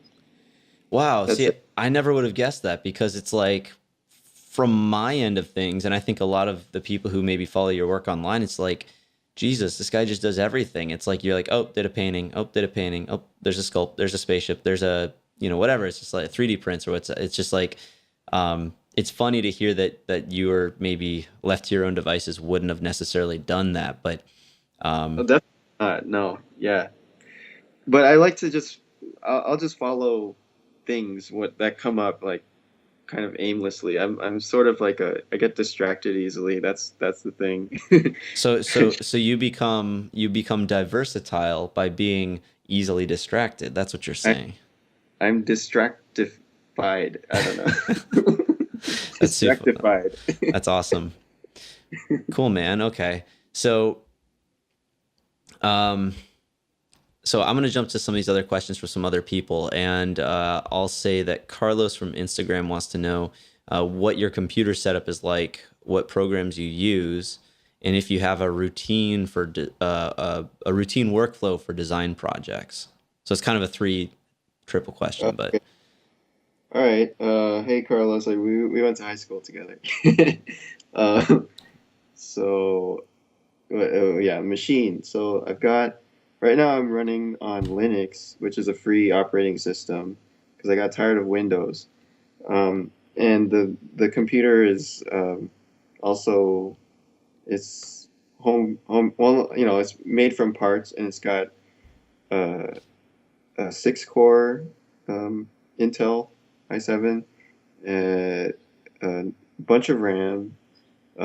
It's 1070 GTX 1070 and the 980 Ti for rendering, and I think that's pretty much it.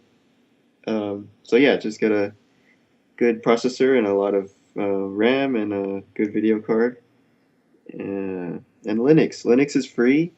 I've been kind of sort of starting to evangelize about it, but it's like there's all these open source and free versions of different programs. Like you can do video editing, you can do Photoshop, you can do Lightroom, you can do vector graphics like Illustrator.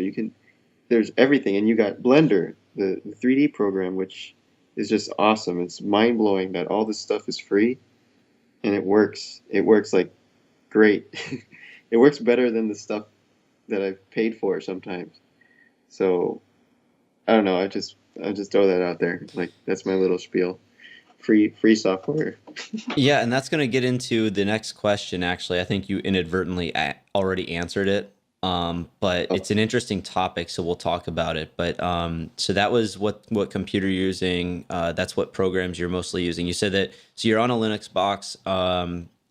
We've already talked about the fact that you use Moto. What are the programs you're using on a monthly basis that you can recall that are your regular tools? yeah, Blender for sure. I'm switching. I've switched to Blender now. Like I'm pretty much just using Blender, and um, I'm using GIMP and this program called MyPaint for drawing on the computer. But and I'm using this program called Kdenlive, which is for video editing, and I think that's it. I mean, it's kind of tough to say because I'm not really like in production right now. I'm working on my own stuff, but I guess normally at a company that would be Photoshop and Blender or Moto. That's yeah. Sure. Okay. And then as far as uh, Carlos asked about workflow, and that's probably a bit of an open-ended question, but do you have Uh, a general kind of order of events? Do you always go like from analog that like do you always do your sketches first and then block things out and then I mean, do you have kind of yeah, a bit of a pattern you can share? yeah. Carlos is pretty much like yeah, like how we learn in school. You just do some drawings and then I guess jump into 3D sort of quickly and then finish it off with a little bit more drawing if that's needed. But I mean, it depends on the final product. Sometimes they want something that's like a really detailed model, and sometimes it's just an idea of what this thing is supposed to be. So yeah, I just go back and forth between 2D and 3D until it's done. Sorry for the bad answer, but Uh, yeah, as long as it's honest. No. yeah. Okay, cool. And then before we move on from that one, that last one is on the topic of the Linux box. Did you start working on those? Did you start using that operating system previously in any of your work environments? And did you find it difficult, or is there a learning curve to running on such a setup?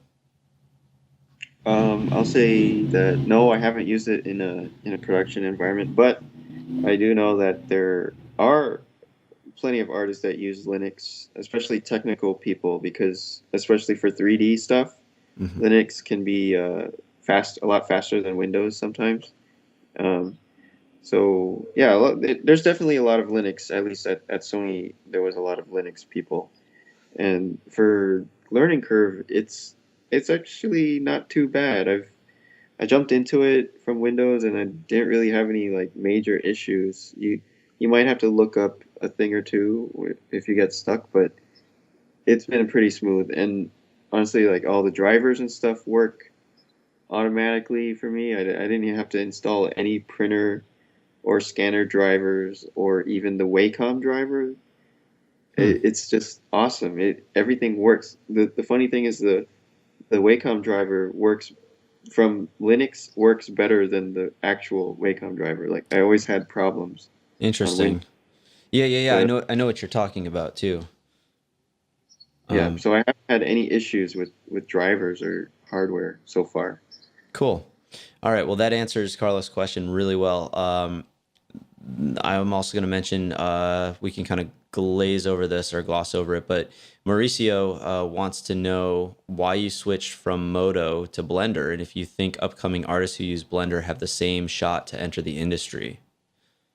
Oh man, that's a good question, and I'll try to speak carefully so I don't piss off people. But I think I like a few things about Blender that first of all it's open source, it's free. That's not the main reason though, but the thing that I liked is that it has a lot of procedural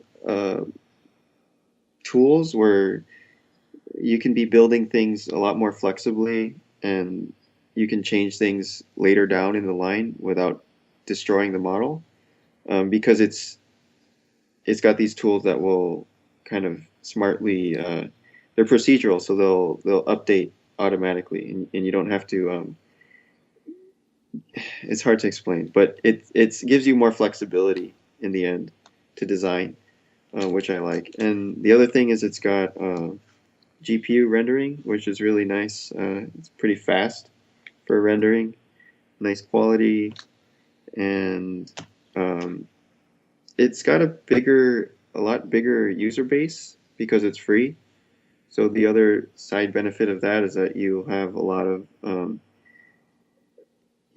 add-ons that have been created for it and plugins and cool tools that people just build into it after the fact. So there's a lot of extra that you get from that community. Um, and I think that pretty much covers it. Moto is still an extremely fast modeling tool, so definitely, you know, either one is a really good choice, I think. Cool. And Um, then that makes sense. I've seen a lot of that myself, so I understand what you're referring to. The other part of that question is somebody has Blender as their main tool and then they're going to go work professionally, Oh, does that close some doors by not using? And this is kind of an extension of a question I had based on the previous one, which is like, in your own experience, switching to a lot of these open source tools or basically anything that's not industry standard, meaning most studios are not necessarily using them. Um, does that limit younger or newer artists who maybe are, they can't just say, no, I only work in this program? well, I can't say I can't really speak from firsthand experience with that because I haven't ever run into that problem myself of being told like, no, we like your work, but we can't hire you because you use this program. That's never come up. Interesting. But Okay. I will say that the nice thing about Blender, of course, is that it's free, and also the license is fully enabled for commercial work. So there's really no excuse for your employer to not let you use Blender at all. They don't have to pay a dime, and it's fully legal to use. So I would say you have a pretty good chance of being okay to use it. Um, and it can export stuff. Moto and Blender and any program really, if all you're doing is modeling and design, then I don't think people will have too big of a problem because exporting and importing just geometry and UVs and texture is not a huge deal. It's more like when you're trying to export rigs and animation and stuff like that, that becomes a problem. Okay. But Well, for just shapes and things, it's not a big deal. that's a really good answer. I think that helps a lot. We got two more for you. I'm going to throw them at you quickly. So Tyler from Instagram wants to know, did you need to do anything special to prep your 3D model of the hover bike for 3D printing? Yes, there was a lot of work. I would say that we had the bike model done like I would say 40 to 50% of the work on that project was just prepping the 3D for printing and reprinting and adjusting little things and making sure things don't break. And it's just a shitload of work, the prepping part of it. So, yes, there's a lot of prepping. And We and have to what? make the supports and hollow out parts that are too Mhm. thick because those will like the resin will shrink, and when it's too thick it'll warp. It's almost like designing parts for plastic injection because you have to deal with the properties of the material plastic. So, like designing in adding in structural parts, structural members and bosses and areas where to prevent warping pretty much. And also supporting these pieces because we have to put like a kind of a bed of nails underneath the part so that it's held up in space because it's a 3D object and we can't just like grow it out of thin air. We have to grow it from hard points, right? Mhm. So that also doesn't make much sense when I'm hearing it coming out of my mouth, but it's like it's like a tree. You have to grow the things like a tree, and the little branches are supports.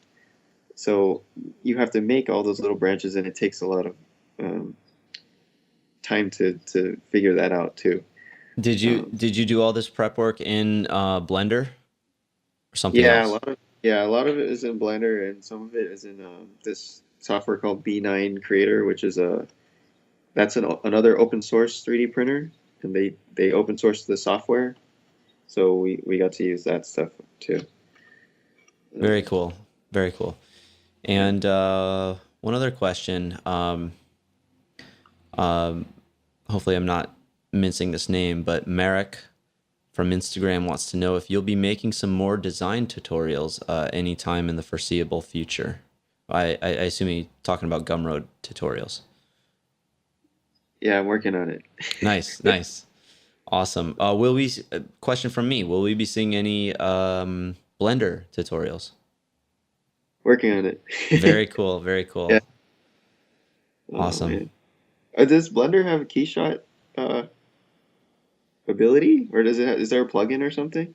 No, not yet, not as of now. Oh man. It's a very fantastic question, and I don't know much, if anything, about whether or not we've discussed it with them at all. Hmm.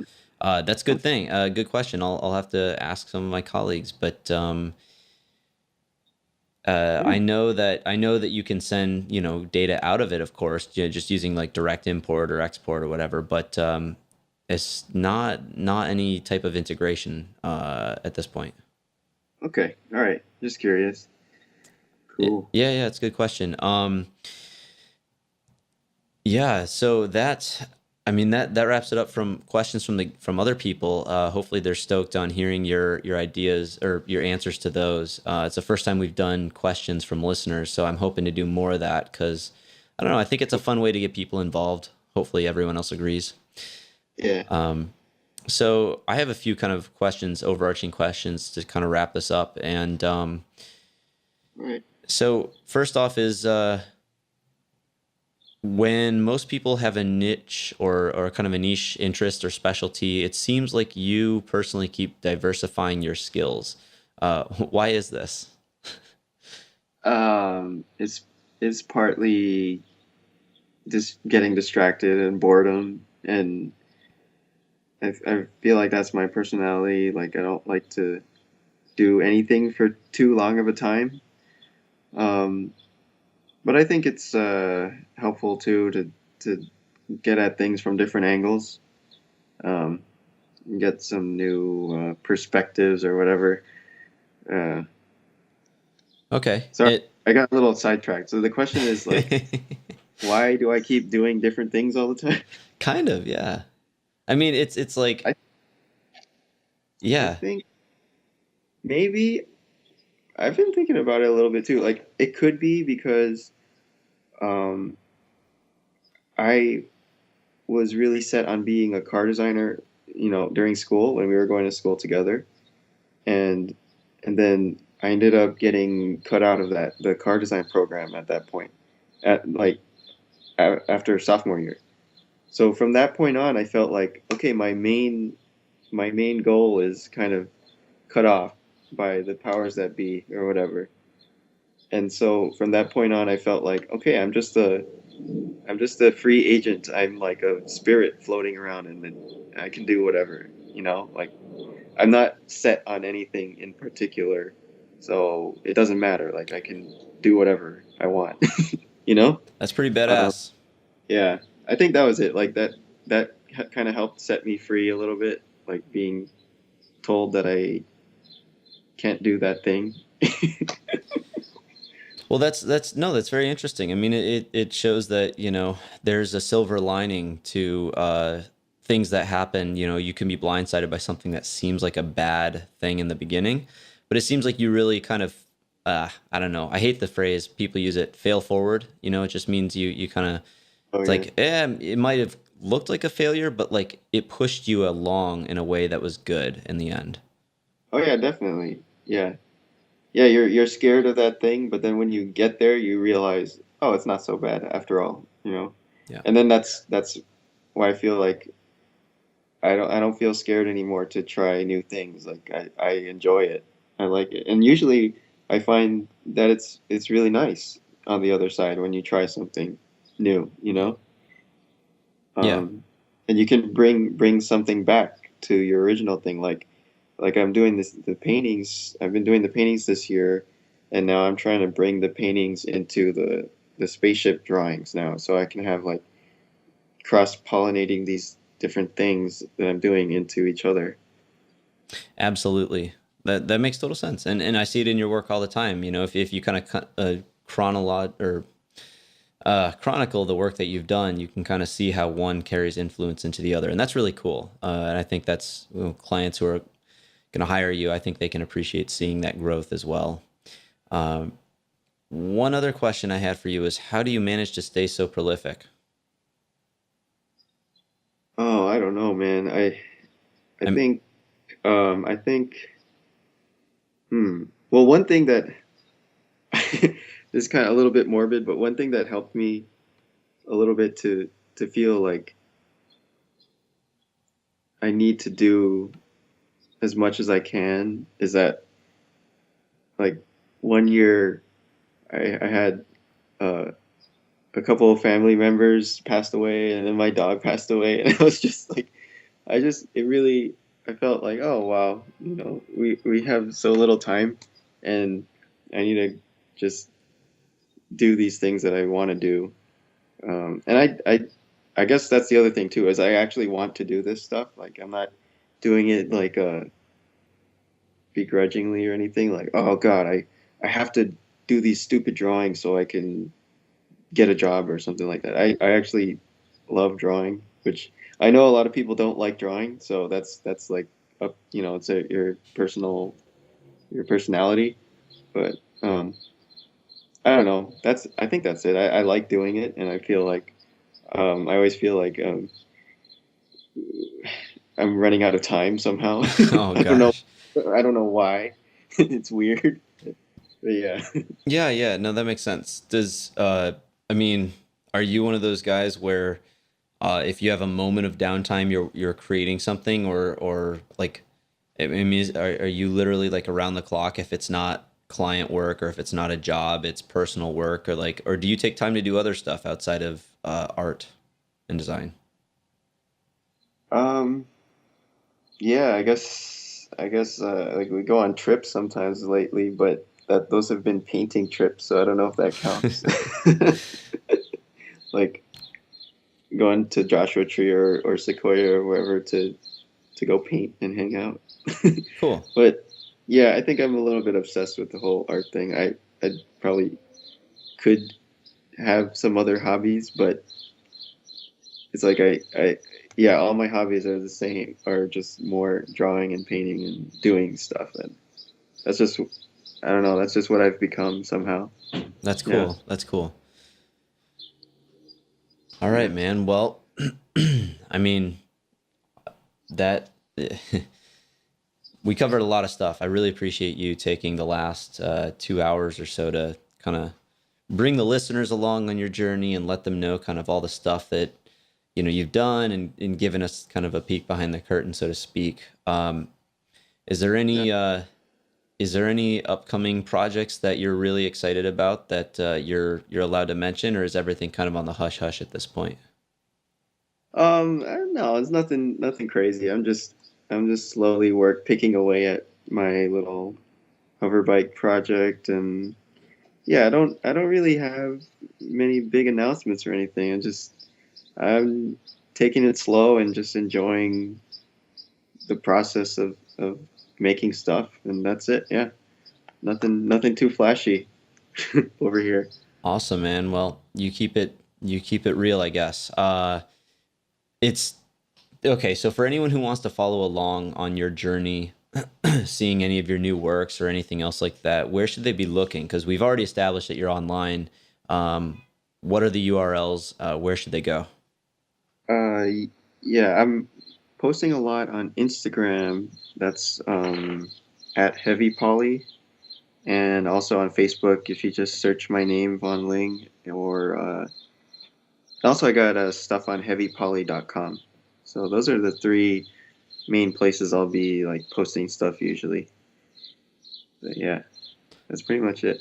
Cool. We'll be sure to link those up so people can find those from the show notes. And I should mention that for anyone interested who's already made it this far but has not seen the show notes, they can go to cgipodcast.com/episode 7, and they can see some examples of your work. We'll have some of the stuff that you mentioned, anything notable. I took notes, so anything cool we'll link up so people can Oh, find them easily. okay. And So diligent. what's Man, that? so diligent. Hey, man, it's yeah, it helps. I'm trying to offer something a little bit more than just a podcast, I guess. I don't know. Yeah. It's cool. Like I'm learning so much talking to people, and I think other people are enjoying it as well. So we'll make it easy for everyone to find links in case maybe they were listening when they were commuting somewhere or something like that. So Yeah, yeah. Yeah, anyway, man. hopefully they're still awake right now. Your champions, if they're still on it. Yeah. I don't know. I mean, we've had a few long ones. This might set a new record, but so far, no one has said that the podcast is too long, so we're just gonna keep it rolling. Cool. Yeah, man. Okay. Well, Vaughn, I really appreciate it. It's been a huge pleasure talking with you. It's great connecting after a number of years. Thanks for talking and sharing your story with everyone. Yeah, man. Thanks a lot for connecting again. This is such a great idea to do this. So, yeah, it's been fun. Awesome. Awesome. All right. Well, we'll stay in touch and take care, man.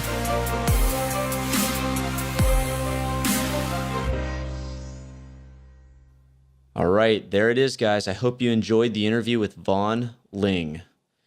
You heard earlier, if you want to check this episode's show notes, it's at cgipodcast.com/episode/7. Until next time, this is Will Gibbons signing off.